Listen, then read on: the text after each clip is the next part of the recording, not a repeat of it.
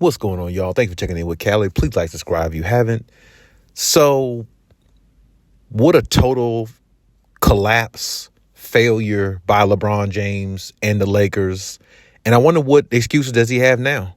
After the game in the post-game conference, him and Anthony Davis were sitting together, and now it's one game at a time, and we have to try to just win the next game and focus on the next and all the things that they were saying, both of them were saying, and they were saying the right things after a collapse like that. But at the same time, it's one of those situations where this is the reason why I said in my last video, LeBron just needs to shut the hell up and go out there and play, because you're at home.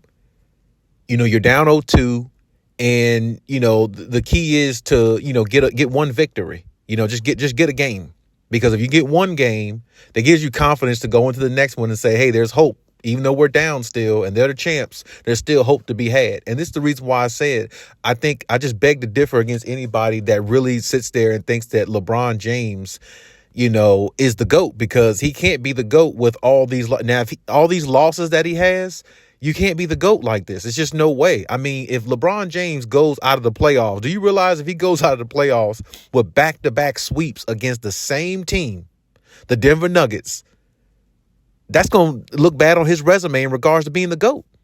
And, I've told people many times that's close to me, even other people that aren't close to me, if you're the GOAT, they wouldn't be comparing you to Michael Jordan. That just goes to show you right there who really the GOAT is. Because why are they comparing you to a ghost that hasn't played basketball in like 30 years? Michael Jordan ain't played basketball since like 2001. And that was just an entertainment type thing going on the Wizards. And a lot of people sit there and compare, LeBron's years now versus Jordan's year on the Wizards. There's no comparison. I mean, look at the difference. The game was different back then. The game is easier to score now. I mean, it's no hand checking, really.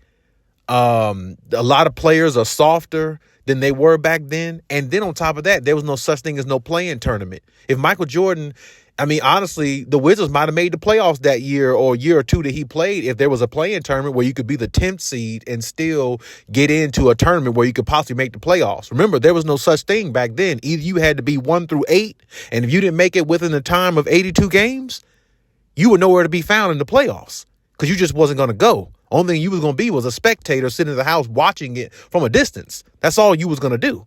So when we look at this in the totality, it really looks bad on LeBron's legacy, to me specifically, because as much as everybody in the media tries to anoint LeBron and put him up there and give him all these accolades and all these type of accomplishments, which he's accomplished a lot. I'm not diminishing anything from his career. He's accomplished a lot, and he did live up to the hype of being the next best star in the NBA way back in 2003 when he came out of high school. He lived up to that hype, but to sit there and say he's on the level of Michael Jordan and even a Kobe Bryant, some people think he's past Kobe Bryant. He's not surpassed Kobe Bryant. You can't surpass one of the greatest players of all time, the GOAT in some people's eyes, and Kobe Bryant, if you don't even have the same amount of championships.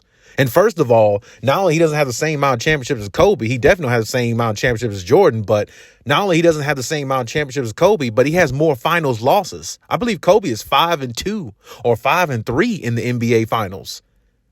LeBron is 4-6 in the NBA finals. And what makes it so bad is, even though he's older, putting up all these stats, they really don't mean anything. It's just more like him stat padding because he knows that he's not strong enough to, uphold a team and kind of like, be in his, like in his prime back in the day, to kind of uplift the team a little bit with his gameplay because he's older now. So he's really trying to get all the stats he can. And I guess he figured if he can get the all-time leading scorer title, which he did get that, I guess he figured that would cement him more in the GOAT conversation. But in his mind, he thought he was the GOAT from the 3-1 deficit that they came back from the Golden State Warriors, in which he wasn't. But see, all that, none of that matters. All that's nullified now by what we're seeing in the present. If you're the GOAT, if you're the best player in the game, a lot of those media people still say that he is over the last couple years, you can't get swept by Denver back-to-back years.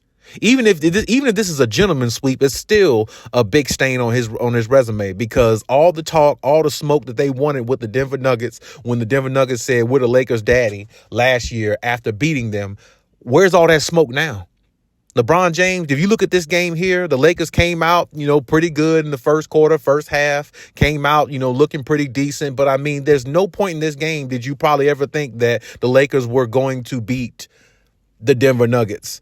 The Denver Nuggets just seem like a team that's in control. They know what they want to do. They know their direction. They know how they want to attack teams. And you just got to hope that one of the other guys outside of Jamal Murray and Jokic don't really, hurt you.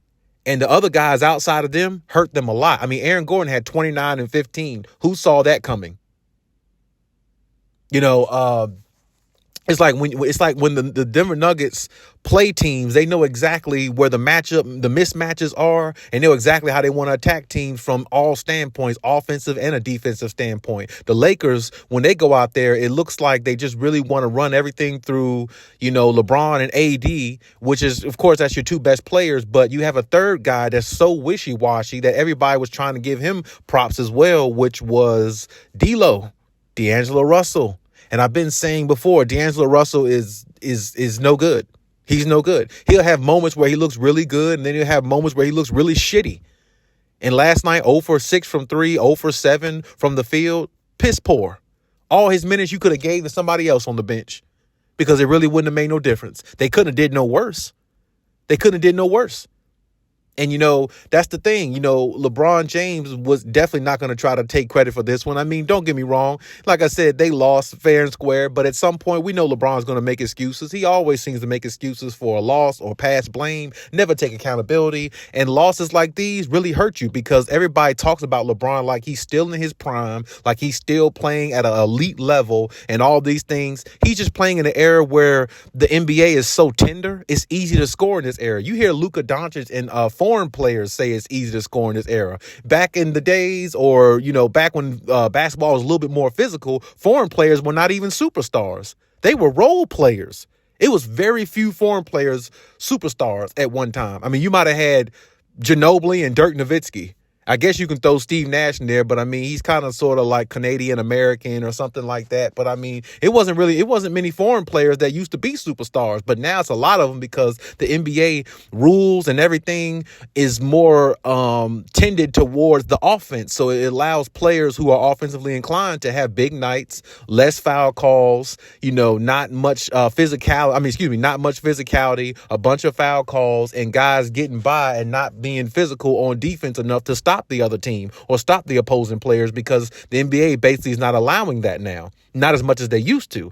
I mean, in the playoffs, it's a little bit better in the playoffs, which is the reason why a lot of people watch the playoffs more than the regular season. But that's the reason why LeBron is still relevant because the game is really built for him to, and like a lot of players to still score a lot of points because it's not really no defense played in this era of basketball. It's more like all shooting threes and just looking good and, all entertainment more so than actual physicality type basketball. So when people been saying all these things about LeBron in the media, that he's still this, he's the GOAT, he's this, he's that. If you're the GOAT, if they're saying this about you, the product on the floor says something different. You're about to get swept, more than likely, a gentleman's sweep probably at best, or at worst, however you want to look at it. And it's just a stain on his resume because this is back-to-back times against a team that they should have been more engaged with. I mean, I truly thought after last year getting swept by them, going into this season, if they had to play them again, maybe it would at least go 6-7 games. It would go 7 games, I mean. But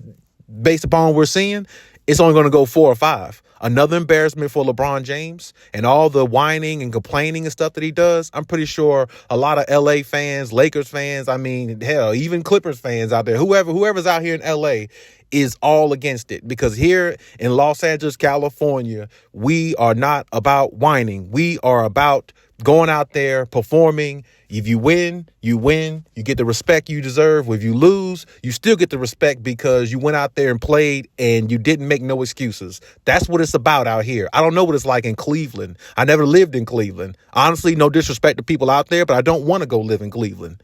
I just don't. And there's no disrespect to anybody out there. There's no disrespect to no person, no anybody out there. I'm just saying in LA, it's a lot different. And LeBron, with the complaining and the non-winning and the years of missing the playoffs, and luckily a playing tournament was around enough for the Lakers to make the playoffs, because if it wasn't no playing tournament, the Lakers wouldn't even be in the playoffs. So luckily Adam Silver created that to give LeBron and players like LeBron a little bit more leeway, a possible chance to get in, because if there was no playing tournament, how many years would LeBron and the Lakers have missed the playoffs? It would have been at least 1 or 2 more. So, I mean, we got to look at the facts. He's not the GOAT, and the Lakers aren't going nowhere except to the house.